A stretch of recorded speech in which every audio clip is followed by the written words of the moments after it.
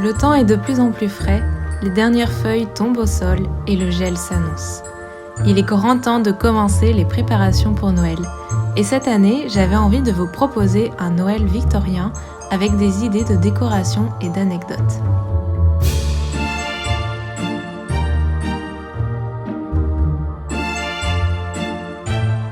La reine Victoria commence son règne en 1837 et à ce moment, Noël n'était pas vraiment célébré.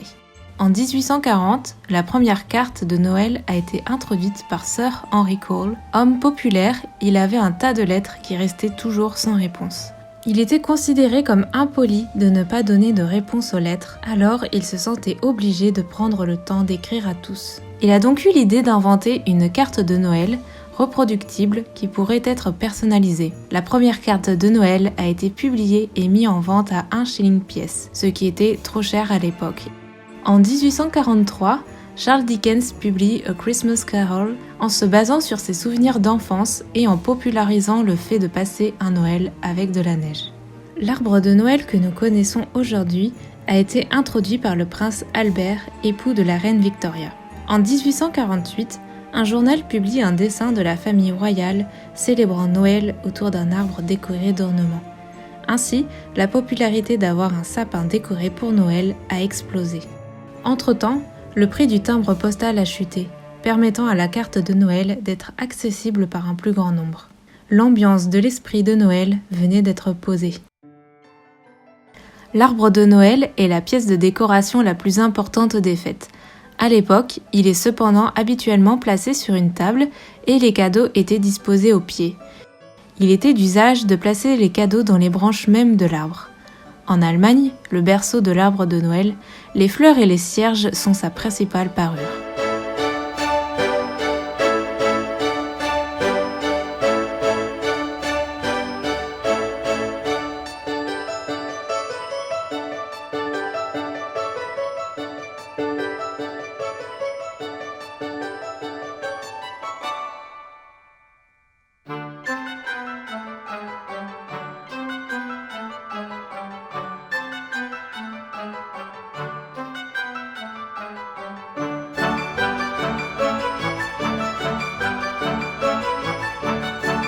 La lueur des chandelles y est pour beaucoup dans la féerie des arbres de Noël, mais on ne les allume que peu de temps à la fois.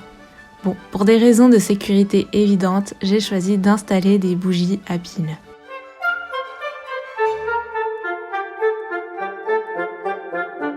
La principale différence entre la décoration de Noël d'aujourd'hui et les décorations de Noël victoriennes est que tout ce qui était utilisé est fait à la main et avec des matériaux durables. De nombreux Victoriens fabriquaient leurs propres décorations de Noël à partir de choses dont ils disposaient déjà et de tout ce qu'ils pouvaient trouver dans la nature. Je suis donc partie en quête de houx et de branches de sapin afin de réaliser une couronne. La base que j'utilise a cependant été achetée en magasin et je trouve qu'elle est légèrement trop épaisse. J'ai donc commencé par glisser des branches. Vous pouvez faire des torsades avec les branches afin de créer un joli rendu. Je n'ai utilisé que du fil, aucun point de colle afin de pouvoir réutiliser la couronne pour l'automne ou Noël prochain.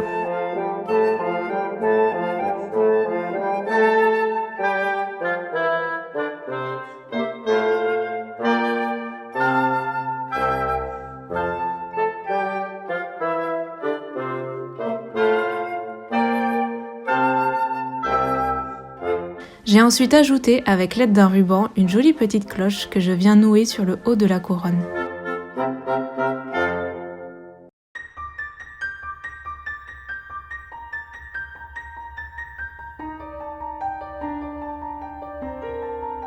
Pour l'attacher, j'ai positionné un clou avec une attache à tableau derrière la vitrine en enroulant correctement, ça tient bien.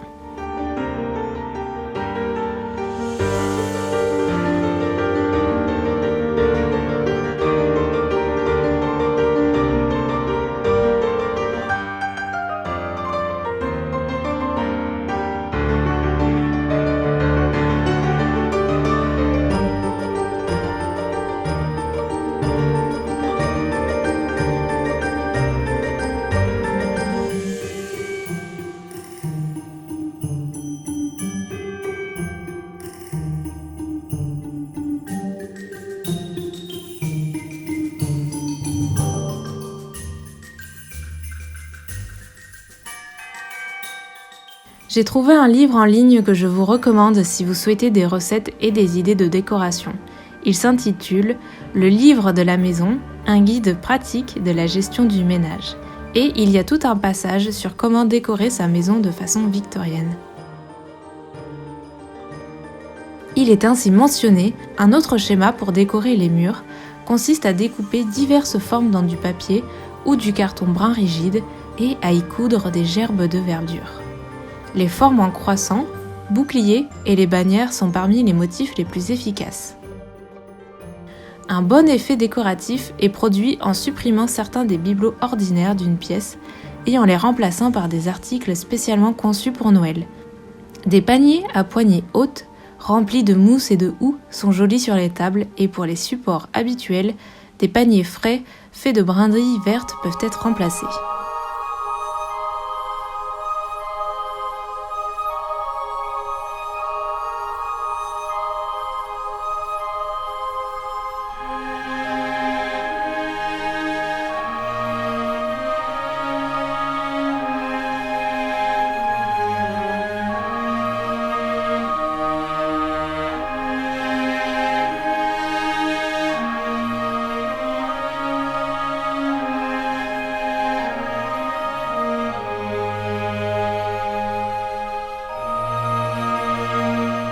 Les fêtes de Noël sont souvent si grandes qu'une pièce non meublée est utilisée, ou qu'une salle ou une galerie est temporairement transformée en un nouvel usage. À la campagne, quelquefois une grange est aménagée à la hâte. Les murs nus, dans ce cas, nécessitent une décoration rapide et bon marché. Vous pouvez les recouvrir d'un satin rose avec des guirlandes vertes pendantes dessus. Mais s'il vous faut quelque chose de plus simple encore, laissez les murs nus et placez à intervalles réguliers les croissants et les boucliers de gerbes vertes mentionnés ci-dessus.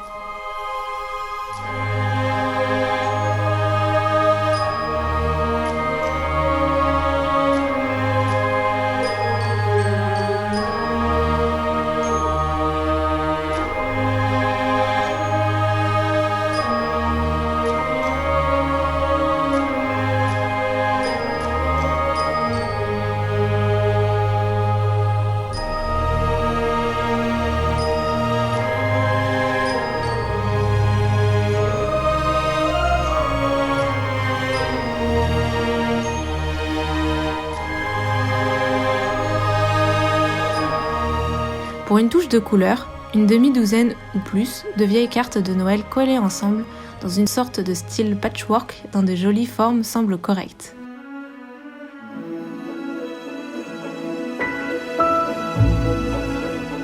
Pour ce qui est des cadeaux, je cite, « Les cadeaux trop coûteux doivent être évités. Les enfants ne sont que gâtés en étant accoutumés aux cadeaux coûteux, qui, de plus, forment un lourd impôt sur la bourse de l'hôtesse. Un bon plan est d'avoir chaque article de la même valeur. Cela évite toute jalousie chez les jeunes. Tout propriétaire de magasin de jouets fournira une provision de jolis articles à 6 pence ou 1 shilling dans une grande variété. Si les cadeaux faits maison sont de préférence, les poupées, les pelotes à épingles, les sacs en mousseline de bonbons et de noix procurent un plaisir sans faille aux petits destinataires.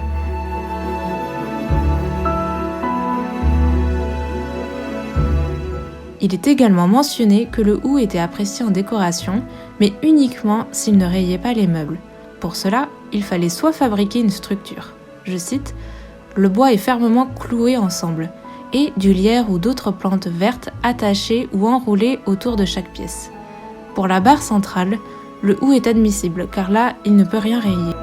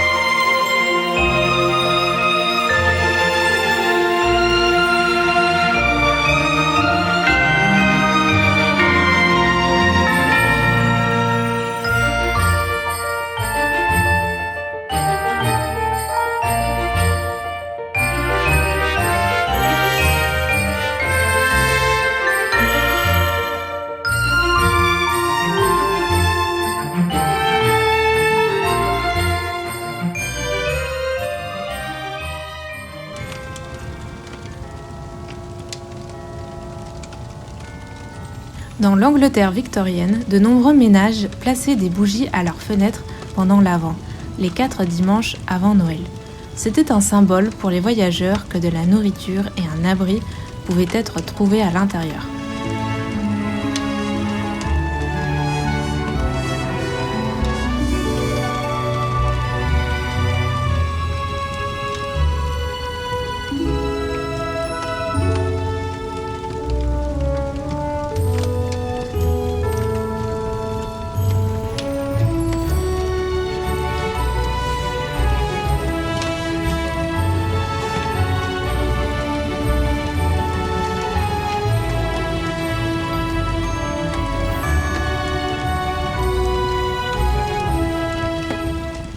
Après avoir emballé des cadeaux, grignoté des biscuits, décoré toute votre maison, vous pourriez peut-être envisager d'inviter vos proches à se rassembler autour d'un feu pour partager des histoires de fantômes.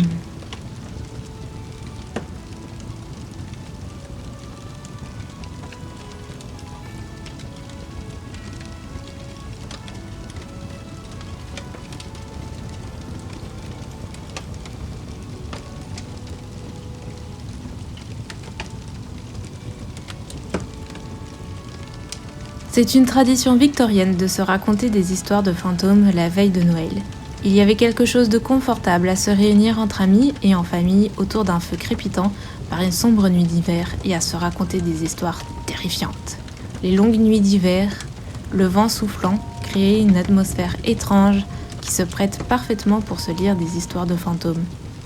Alors trouvez une chaise confortable, de préférence près d'une cheminée crépitante, allumez des bougies, préparez-vous une tasse de thé ou de café chaud, assurez-vous que vos portes et fenêtres soient bien verrouillées et installez-vous pour accueillir à nouveau les vrais esprits de Noël.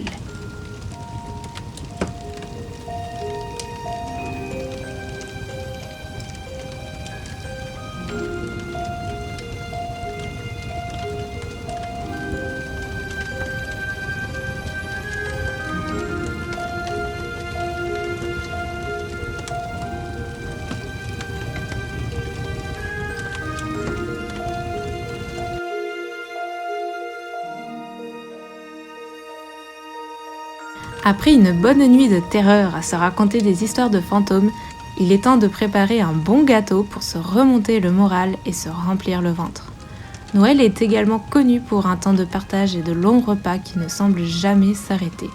Je suis pour ma part végétarienne, j'ai donc adapté le repas en ne proposant plus de viande mais plus de gâteaux. Cette recette est vraiment très simple, c'est un gâteau moderne, je le conçois, mais je ne mange pas de pain d'épices et je n'aime pas du tout l'odeur de la cannelle, donc le plus approprié est de faire une génoise simple avec une crème mascarpone. Je vous mettrai la recette en description.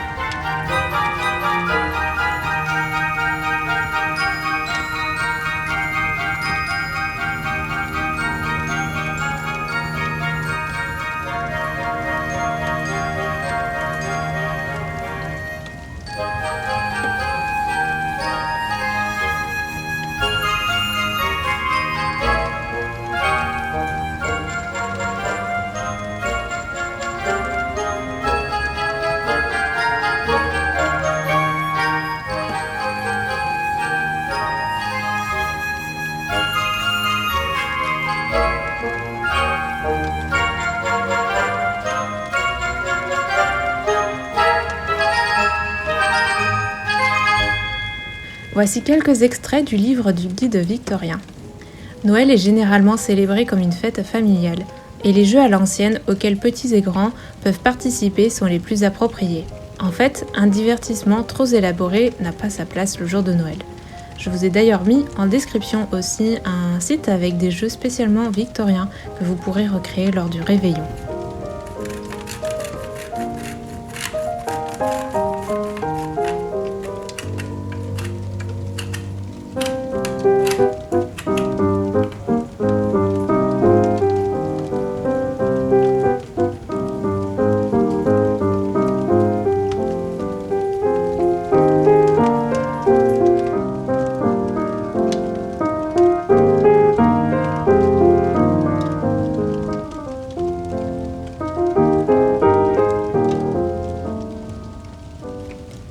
Le pudding doit être assez grand pour 12 ou 14 personnes. La sauce au brandy peut être consommée avec le pudding de Noël, ou la crème pâtissière selon les goûts. De fines lamelles d'amandes blanchies collées sur le pudding améliorent son aspect et son goût. Dans certaines comtés, le riz au lait peut accompagner le pudding. Les enfants verront le boudin avec plus de plaisir si, en plus d'être décoré de la branche de houx au milieu, il vient à table entouré d'un anneau de cierge de cire coloré. La viande hachée, la dinde rôtie sont avant tout des plats de Noël, bien que relativement d'usage moderne. Les cygnes et les paons rôtis étaient les principaux éléments d'un menu de Noël médiéval. Une dinde de taille moyenne est préférable.